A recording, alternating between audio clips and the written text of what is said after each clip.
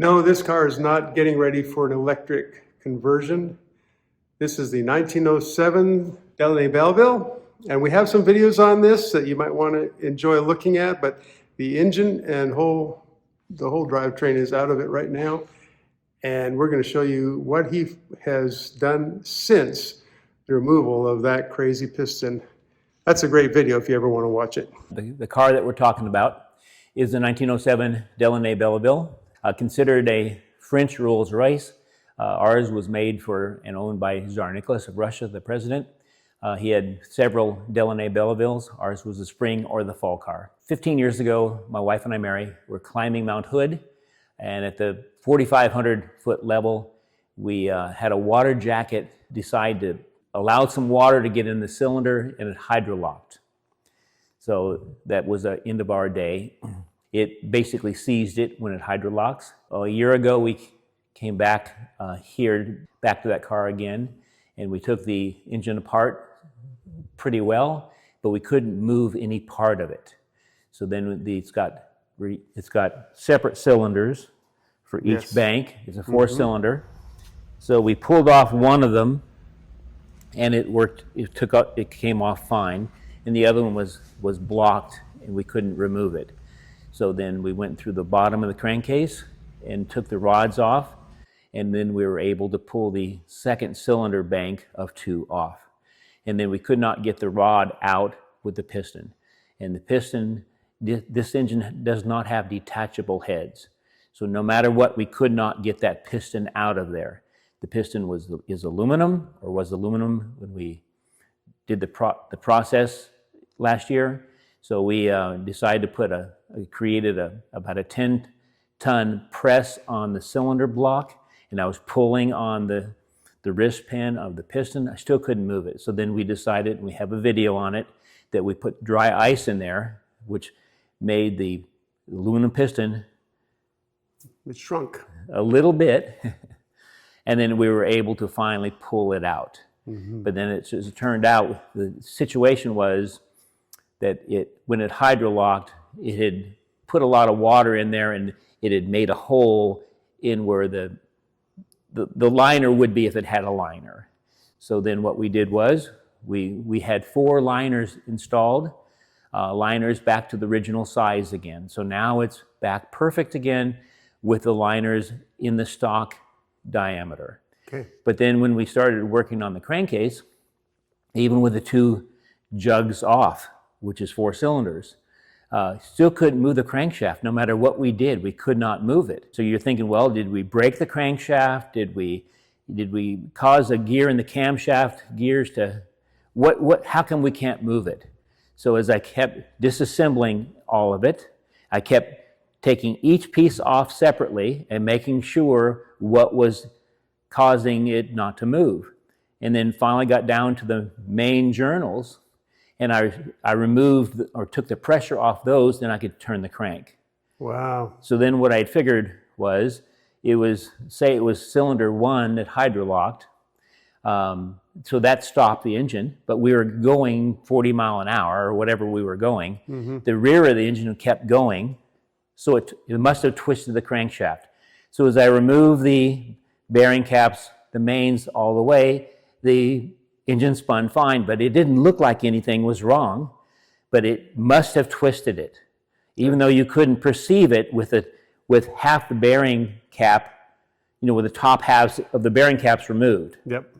So I couldn't even perceive to measure any difference in the engine. So then I finished disassembling it. So I took it to our friends in Prestige in Central Phoenix, and I said, check this crankshaft. I think it's twisted because it hydrolocked on cylinder 1. So they put it on all their jigs, and it turned out to be 7/1000ths of an inch.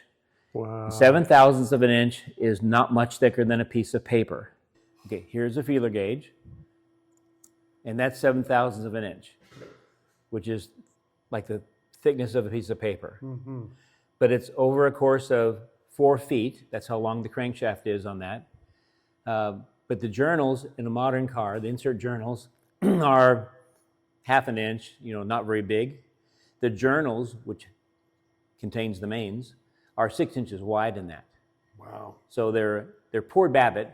So you have poured Babbitt, which is the same thing as an insert, but they, instead of a poured Babbitt piece of bearing material costing $1, it would take a year to pour Babbitt again. It's a big deal to pour Babbitt because with all the line boring and you make your castings for your Babbitt, it's a big deal. Yeah.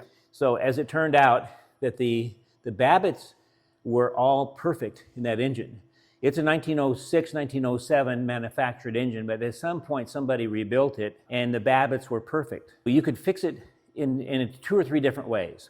If you had 100 bearing and crankshaft places and you asked 100 of them to fix your engine for you, 90 of them are going to say, well, it's 120 years old, we're not going to do it, it won't fit on our machine, we don't want to do it.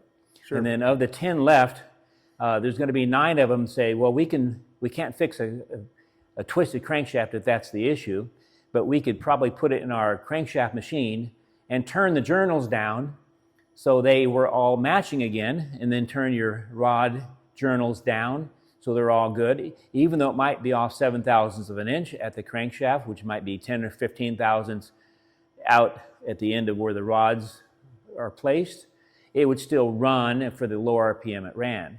I didn't want to solve it that way either. I found one place in Phoenix that does a lot of my really hard to do work, and then I told them I wanted you to use your old equipment and bend the crankshaft back. If it's 7/1000ths of an inch twisted, I want you to bend it back 7/1000ths of an inch. And they said, well, it could break. I accept that, but I would like you to try to do it where we don't turn down the journals any. The Babbitt is perfect in the engine. It's perfect.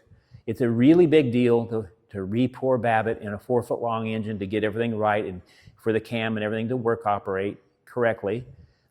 Please try to put it back. They got that 7/1000ths of an inch twist back to nothing. So the good thing was I didn't listen to the other 99 places. Right. Or the other 10 places. I had the one place that would actually fix it the way it's supposed to, and now it's perfect. And being at 7/1000ths of an inch, that's not a lot of twisting to untwist back again. That shouldn't hurt the metal. Right. They did Magnaflux when they got it all done, and it passed. Yeah. Okay. So then now the engine is good. I put it all back together again.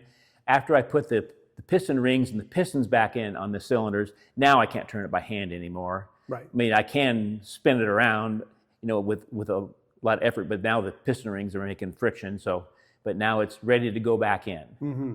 The flywheel, while it's out, I have a crank start in most of my cars that I have machined and figured out what to do. So I figured out what diameter the OD of the flywheel is, and I found an antique, at least in the 60s, or maybe early 70s, I guess this one was, early 70s ring gear that I only had to machine off 1/8 of an inch off the flywheel, so I really haven't modified it hardly any at all. Right. And then what you do is you simply cut this to the ID of the ring gear and then add back about 10/1000ths of an inch. Okay. Then you heat up the ring gear and then you keep the flywheel cool, and you set the ring gear on when it's really hot. And really hot only means 500 degrees, so you're not warping it. Okay. You're tapping it in position, tap, tap, tap, tap, tap, until it seats, and then as soon as it's cool, it's got what's called an interference fit, and it's good forever. Okay. But then you might say, well, I'm modifying an engine. It's 120 years old now. It's never had a ring gear until Alan Travis did it. Well, now I've modified it. Okay, so 100 years from now, when it needs to be rebuilt again, the person can look at it and say, I hate that ring gear. My robots can crank start any car I have. If you took it off, it would be almost indistinguishable from how it was. It'd be horrible. It'd be, 1/10 of an inch of machining, which is not much more than cleaning it. Right, right. So it's nothing to take back off. Right. So you're not drilling any holes. You're not pinning anything, Wow. So that's amazing. It's no big deal. Now, while I'm standing next to it, can you tell me anything about this radiator? A normal radiator is not round. The Nationals and some of the Franklins and the Delaunay Bellevilles are 3 that come to mind that were round. And this is a modified version of a honeycomb. It's square honeycombs, very complex honeycombs. That's so cool. It's original. So this has been on this car for 120 years. It still cools perfectly. I started polishing it a bit, and it's copper. Oh yeah, look at that. So, and I'm not going to polish it anymore. I just wanted to see what the material was, because Yeah. sometimes it might be steel. But since it's perfect, it almost has to be a brass or a copper. And then the radiator has got copper, valence, and then brass. And then the reason it's on my table today, it's going to be the next couple days worth of me polishing. So when I get it all done, this copper will look perfect, and then the brass will look perfect, and I'll really micro polish it. And when I get all done, I do my own plating, and I'll plate the copper with rose gold. So this will be 100% rose gold, about 20 karat. And so it'll still look like copper. Yeah. And then the brass part will either be 24 karat gold or 20 karat gold based on what the color is when I polish it. Now, saying you're going to gold plate it, that sounds very high line, but there is probably a functional reason why you like to do that. Yeah, I'm lazy. Okay. What does the gold do that these don't? The gold, what I do is I polish it really well. First I sand it with, 800 grit, then 2500 grit, then 5000 grit, make it super polished where there's no pits in it whatsoever, and then polish it. And it's beautiful for a week or two, or in the Arizona heat and the Arizona dryness, a year. But when we take it on tours and places and it might rain, then it gets all spotted, doesn't look good. You get two choices. One, you can use a clear lacquer, and then that's really good for 10 years, or the period of time the lacquer is good. But then when the lacquer goes bad, you can't hardly repair the radiator because you can't get that lacquer off. It's really difficult in the hard areas to clean that off. It looks good for a long time. Yeah. The gold plating, it's brush plating, so you're only using, you're not using as much as what you think you are. It's only, thin as far as what you're putting on, but you're plating it. It looks beautiful for 10 or 15 years, and at the very worst, some of the if you don't put it on thick enough, the brass will kind of migrate into the gold and give you a few areas where it's dull after 5 or 10 years, and then you can rebrush plate that area and make it perfect again. Okay. You don't need to do the whole thing. It's bad if you go to a big rally or a race or something, and while you're at lunch, people clean your car and polish your radiator because you've lost all your gold. But Okay. Well, that is a functional reason. yeah, That's cool. We're going to see the backside. See, look at that. It's just interesting to even see the fittings, yeah. how it was designed. So right now we haven't done anything besides get it into position. Yep. And getting in position, we're on a rolling table. Mm-hmm. And because this is heavy, this is 150 pounds, we've got it supported by the beams on the roof. Yep. So it cannot fall, and I can move it back and forth. And it walks along with me. Yeah. You've got the setup, Alan. You really do. Yeah, so it's safe. That's good. And then these are the other pieces. That's the water jackets and the gauges and the mags and the water pump. Those are all rebuilt, ready to go back on the engine. And I'll put those back on. When I get the engine in place, I don't need to mess up and bend up these things, putting it in place. The engine is very heavy, Yeah. so I don't need to mess that up. Yeah. Wow. And then the steering box. This is the clutch. Oh, look at the clutch. And the clutch is a perfect clutch. It's called a cone clutch. Uh-huh. And this cone goes into a receiver inside of the flywheel. And by it making contact, See if I can catch the angle of it so people can understand. It's got an angle to it. Right. so the clutch was working good, but it was probably 100 years old or older. So now it's good for another 100 years. And the thing that makes it the secret sauce is putting the corks in here. What do the corks do? Tell us. The cork just stabilizes it, makes sure it's even that much smoother. So you don't have any of the leather, slipping or gripping. And you can have stiction on a conical cone clutch too. Okay. Sometimes if you're going down the freeway with a fast antique car and you've got a lot of pressure pushing this into the flywheel, stiction will make it so when you're going to exit on the off-ramp, you push in the clutch pedal and you can't release it. Wow. By having these corks, the cork never has the grip to stay inside of that flywheel, so you can still release it. Yeah. So, Okay. and then inside of the flywheel, there's the flywheel. There's the conical shape. Okay. Yeah, and it just fits right in there. Yep. It's all lined up. Wow, that's really cool. So there's your clutch going right on into, beautifully fit into the flywheel. Yep. Cool. That's really cool. I guess the rest of this is kind of our normal things. Yep. Look how beautiful the steering box is and how extremely heavy duty it is. And that's 120 years ago. It's just beautiful.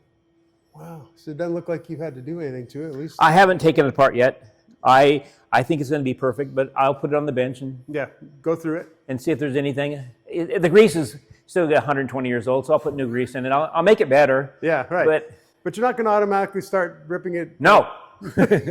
No, it's going to be perfectly fine. Yeah. I'll take the old hard grease out, which might be really hard, and then clean it all up really nice.